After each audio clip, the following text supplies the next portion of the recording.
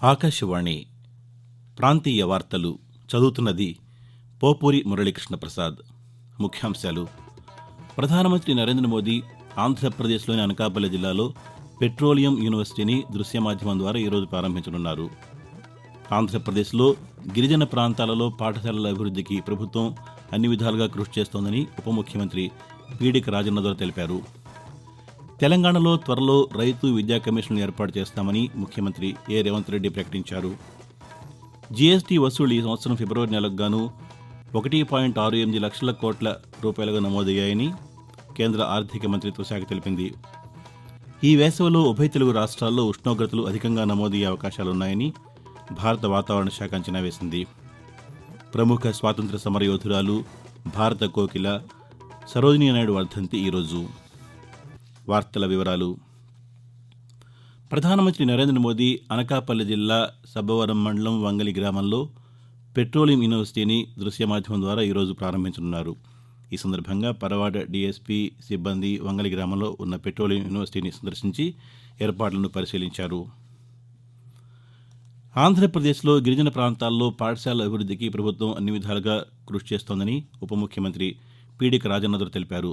నాడు నేడు కింద పాఠశాలల మంజూరు, ఇంగ్లీష్ మీడియం చదువులు, విద్యార్థులకు బైజూస్ ఆన్లైన్ శిక్షణ కోసం ట్యాబులు అందించామని చెప్పారు.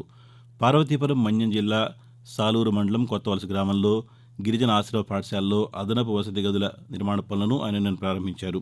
ఈ సందర్భంగా మంత్రి మాట్లాడుతూ మారిన కాలానికి అనుగుణంగా విద్యా విధానంలో అనేక మార్పులు తీసుకొచ్చామని తెలిపారు. తెలంగాణలో త్వరలో రైతు విద్యా కమిషన్లు ఏర్పాటు చేస్తామని ముఖ్యమంత్రి రేవంత్ రెడ్డి ప్రకటించారు. పౌర సంఘాలతో నిన్న జరిగిన సమావేశంలో ఆయన మాట్లాడుతూ రాష్ట్రంలో విద్యా విధానం ఎలా ఉండాలో కమిషన్ నిర్ణయిస్తుందని అన్నారు. 25 ఎకరాల్లో ఎస్సీ, ఎస్టీ, బీసీ, మైనార్టీ గురుకులాలు ఏర్పాటు చేస్తామని చెప్పారు.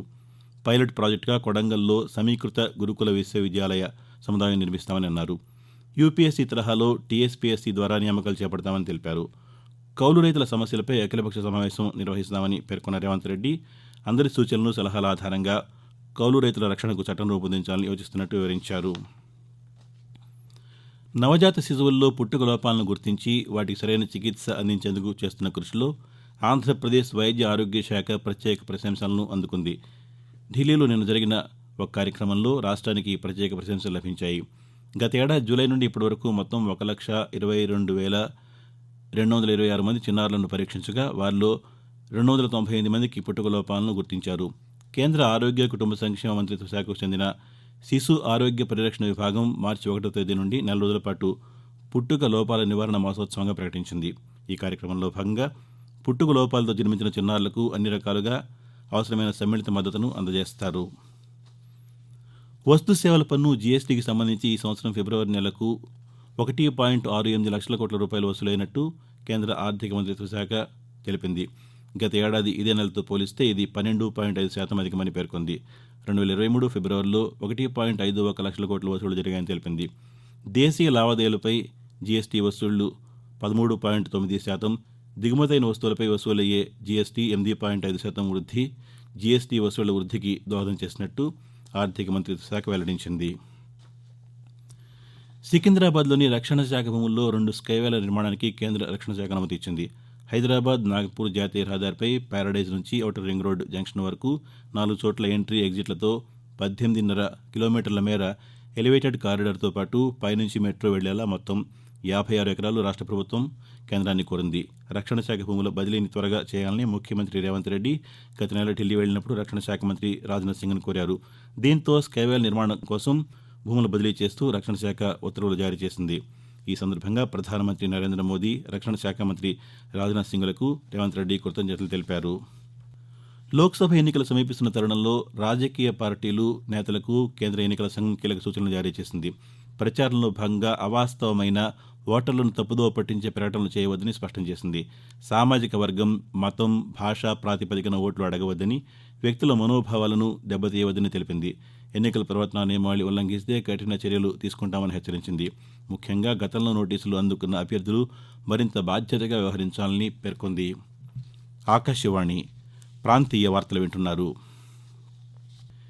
ఎల్నినో ప్రభావంతో ఈ వేసవిలో ఉభయ తెలుగు రాష్ట్రాల్లో ఉష్ణోగ్రతలు అధికంగా నమోదయ్యే అవకాశాలున్నాయని భారత వాతావరణ శాఖ ఐఎండీ అంచనా వేసింది. ఆంధ్రప్రదేశ్, తెలంగాణ, ఉత్తర కర్ణాటకతో పాటు మహారాష్ట, ఒడిశాలోని అనేక ప్రాంతాల్లో సాధారణం కంటే ఎక్కువ రోజులు వేడిగాలులు వీయవచ్చని తెలిపింది.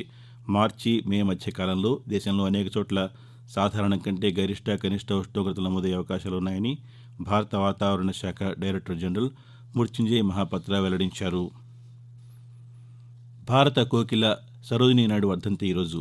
1879 ఫిబ్రవరి 13వ తేదీన హైదరాబాద్లో జన్మించిన ఆమె మహిళా విద్యపై అనేక ఆంక్షలు ఉన్న ఆ రోజుల్లోనే ఉన్నత విద్యను అభ్యసించారు. మహిళా విద్య కోసం, అంటరానితనం నిర్మూలన కోసం అవిరళ కృషి చేశారు.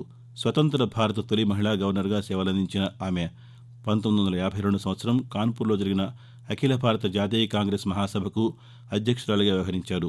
సరోజినీ నాయుడు రచించిన యాంకిలేట్ బెల్స్ అనే గ్రంథం అనేక విద్యాలయాల్లో పాఠ్యాంశంగా ప్రవేశపెట్టడం విశేషం. 1949 మార్చి 2వ తేదీన ఆమె తుది శ్వాస విడిచారు. సరోజినీ నాయుడు చేసిన సేవలకు గుర్తింపుగా కేంద్ర ప్రభుత్వం ఆమె జయంతి ఫిబ్రవరి 13ను జాతీయ మహిళా దినోత్సవంగా ప్రకటించింది. ఇంటర్మీడియట్ పరీక్షల్లో నిమిషం నిబంధన కారణంగా కొందరు విద్యార్థులు పరీక్షలు రాయలేకపోతున్న నేపథ్యంలో తెలంగాణ ఇంటర్ బోర్డు కీలక నిర్ణయం తీసుకుంటూ ఆ నిబంధనను సడలించింది. ఉదయం 9 గంటల తర్వాత 5 నిమిషాలు ఆలస్యంగా వచ్చిన విద్యార్థులను సైతం పరీక్షకు అనుమతించాలని నిర్ణయించింది. పేదలు, యువత, మహిళలు, రైతుల సంక్షేమానికి కేంద్ర ప్రభుత్వం కట్టుబడి ఉందని ప్రధానమంత్రి నరేంద్ర మోదీ చెప్పారు. నిన్న జార్ఖండ్లోని ధన్బాద్ జిల్లా సింద్రీలో 35,700 కోట్ల రూపాయల విలువైన పలు అభివృద్ధి ప్రాజెక్టులను ఆయన ప్రారంభించారు. అనంతరం నిర్వహించిన విజయ్ సంకల్ప్ మహార్యాలీలో ప్రజలను ఉద్దేశించి ప్రధానమంత్రి ప్రసంగించారు. అలాగే పశ్చిమ బెంగాల్లో ప్రధాని పర్యటించారు.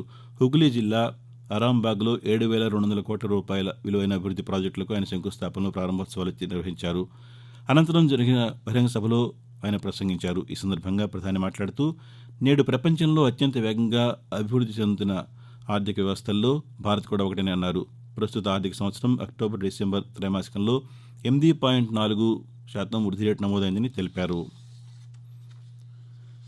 అనకాపల్లిలో ఇనార్బిట్ మాల్ నిర్మాణ పనులు శరవేగంగా సాగుతున్నట్టు ఆంధ్రప్రదేశ్ పరిశ్రమల శాఖ మంత్రి గుడివాడ అమర్నాథ్ సామాజిక మాధ్యమం ఎక్స్ ద్వారా తెలిపారు. సుమారు 600 కోట్ల రూపాయలతో 17 ఎకరాల్లో ఇనార్బిట్ మాల్ను రహేజా సంస్థ నిర్మిస్తున్నట్టు మంత్రి పేర్కొన్నారు. ఈ మాల్ ద్వారా 5,000 మందికి ప్రత్యక్షంగా, పరోక్షంగా ఉపాధి అవకాశాలు లభిస్తాయని అన్నారు. రాష్ట్ర ప్రభుత్వం ఉపాధి కల్పనలో ఎప్పుడూ ముందుంటుందని మంత్రి వివరించారు. మేడిగడ్డ అంశంలో బాధ్యులపై చర్యలు తీసుకోవాలని భారత రాష్ట్ర సమితి కార్యనిర్వాహక అధ్యక్షులు కె తారక రామారావు అన్నారు. మేడిగడ్డ బ్యారేజ్ను బీఆర్ఎస్ నేతల బృందం నిన్న పరిశీలించింది. అనంతరం తారక రామారావు మాట్లాడుతూ, కాళేశ్వరం ప్రాజెక్టులో భాగమైన మేడిగడ్డలో చిన్న సమస్యను భూతద్దంలో చూపిస్తున్నారని ఆరోపించారు. మొత్తం ప్రాజెక్టు కోసం 1,00,000 కోట్ల రూపాయలు వృధా చేశారంటూ అధికార పార్టీ పేర్కొనడం సరికాదని అన్నారు. ఈ అంశాన్ని రాజకీయం చేయకుండా నిపుణుల సలహాలు తీసుకుని వరదలు వచ్చేలాగా మేడిగడ్డను పునరుద్ధరించాలని ప్రభుత్వాన్ని ఆయన కోరారు. విశాఖ సముద్ర జిల్లాలో సముద్ర లక్ష్మణ పేరిట భారత్, మలేషియా దేశాల మధ్య ఫిబ్రవరి 28న మొదలైన నౌకా విన్యాసాలు, ద్వైపాక్షిక విన్యాసాలు ఈ రోజుతో ముగుస్తాయి. Indian naval ship Kiltan, royal Malaysia naval ship KD లేకిర్లు 3వ ఎడిషన్ విన్యాసాల్లో పాల్గొన్నాయి. సముద్రంలో కార్యాచరణ దశలో వృత్తిపరమైన పరస్పర చర్యలపై విన్యాసాలు నిర్వహిస్తున్నారు. పరస్పర చర్యలు, ఉత్తమ అభ్యాసాలను పంచుకోవడం, సముద్ర అంశాలపై మరింత సహకారాన్ని అందించడం లక్ష్యంగా ఈ కార్యక్రమం జరుగుతోంది. ఆకాశవాణి ప్రాంతీయ వార్తలు ముగించే ముందు ముఖ్యాంశాలు మరోసారి. ప్రధానమంత్రి నరేంద్ర మోదీ ఆంధ్రప్రదేశ్లోని అనకాపల్లి జిల్లాలో పెట్రోలియం యూనివర్సిటీని దృశ్య మాధ్యమం ద్వారా ఈరోజు ప్రారంభించనున్నారు. ఆంధ్రప్రదేశ్లో గిరిజన ప్రాంతాల్లో పాఠశాలల అభివృద్ధికి ప్రభుత్వం అన్ని విధాలుగా కృషి చేస్తోందని ఉప ముఖ్యమంత్రి పీడీక రాజేంద్ర తెలిపారు. తెలంగాణలో త్వరలో రైతు విద్యా కమిషన్లు ఏర్పాటు చేస్తామని ముఖ్యమంత్రి ఏ రేవంత్ రెడ్డి ప్రకటించారు. జీఎస్టీ వసూళ్లు ఈ సంవత్సరం ఫిబ్రవరి నెలకు 1.68 లక్షల కోట్ల రూపాయలుగా నమోదయ్యాయని కేంద్ర ఆర్థిక మంత్రిత్వ శాఖ తెలిపింది. ఈ వేసవిలో ఉభయ తెలుగు రాష్ట్రాల్లో ఉష్ణోగ్రతలు అధికంగా నమోదయ్యే అవకాశాలున్నాయని భారత వాతావరణ శాఖ అంచనా వేసింది. ప్రముఖ స్వాతంత్ర సమరయోధురాలు భారత కోకిల సరోజినీ నాయుడు వర్ధంతి ఈరోజు. ఆకాశవాణి ప్రాంతీయ వార్తలు ఇంతటితో సమాప్తం.